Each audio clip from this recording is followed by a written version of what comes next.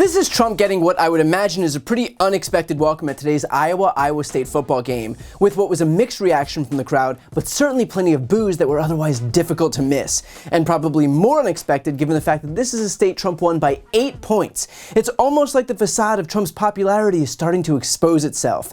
And this wasn't his only rough moment from the game. The photos that began to circulate online didn't exactly do the former president any favors either. Take a look at some of these pictures, which probably paint a little bit of a different picture than how Trump will inevitably describe his visit, which you can bet will be that of uncompromised adulation.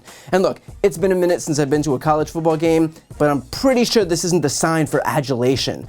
Oh, but we're not done yet, because Donald Trump isn't the only Republican candidate in Iowa. Representative Miller Meeks posted a photo of herself with Ron DeSantis also at the game, only small problem, DeSantis couldn't even pose for a single photo without also being flipped off by a fan. The fact that this photo was posted online by a Republican congresswoman does make it a little bit better though. But just for fun, let's keep going. Vivek Ramaswamy, dude raps, he's young, surely he'd be a hit at the Iowa State game, right?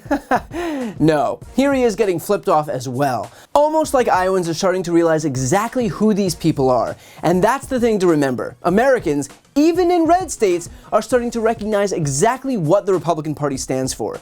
So whether you're still leaning on the GOP's archaic branding about freedom, or a younger candidate's penchant for rapping, that glossy veneer is no longer enough to hide what that party actually represents. The GOP is a collection of mostly old white Christian men looking to impose an unpopular theocratic agenda onto a population that has made it abundantly clear that they're not interested.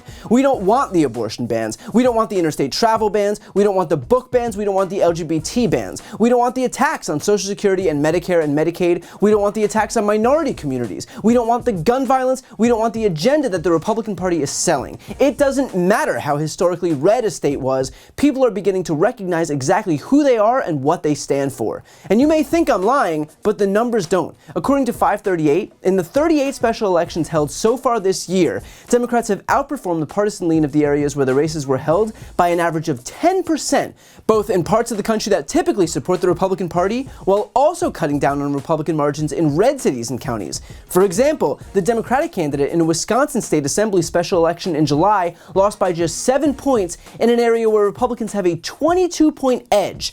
In a New Hampshire special election in May for a state house seat, the Democrat won by 43 points, well beyond the party's estimated 23-point edge in that district. In the Wisconsin Supreme Court race earlier this year, Liberal candidate Janet Protasiewicz won by 11 points, and that's in a state known for its 1% margins in elections. If you think the electoral map isn't being completely and quickly redrawn because of the GOP's extremism right now, then you're very clearly not paying attention. And look, is it a big deal that Trump and DeSantis and Ramaswamy got booed at a football game? Probably not. But the lesson that we can take away from it is that the story about the GOP's stranglehold on the heartland is as much a lie as Trump's 215-pound self-reported weight from his Fulton County booking. Middle America is waking up to the reality that they're being taken advantage of by a party of authoritarians and theocrats who believe that just because certain places have voted Republican in the past means that they're guaranteed to vote that way in the future. We've got a fully blue Michigan that tells a much different story. So you can be sure that the Trumps and DeSantises and Ramaswamys of the world will never acknowledge their not so warm welcome in Iowa, but they should absolutely take it as a warning. They have lost those students. They've lost those independents. They've lost those sane Republicans who don't want to be ruled by a party of extremists. And the boos are going to look tame compared to what these Republicans endure at the ballot box when it finally comes time to vote for one of these far-right extremists come November of 2024. Before you go, I need some help. Please subscribe to this channel and do your part to help grow the progressive media ecosystem. I don't do sponsorships or paid ads, I won't ask for money, but just subscribing to this channel goes a really long way, and it helps get the message out to more people. The subscribe button is right here on the screen. You can also subscribe to my Spanish language channel, which I made to reach those crucial Spanish-speaking voters. That link is on the screen too. And finally, if you want to listen to my audio podcast, you can follow that link as well. Thanks so much for watching.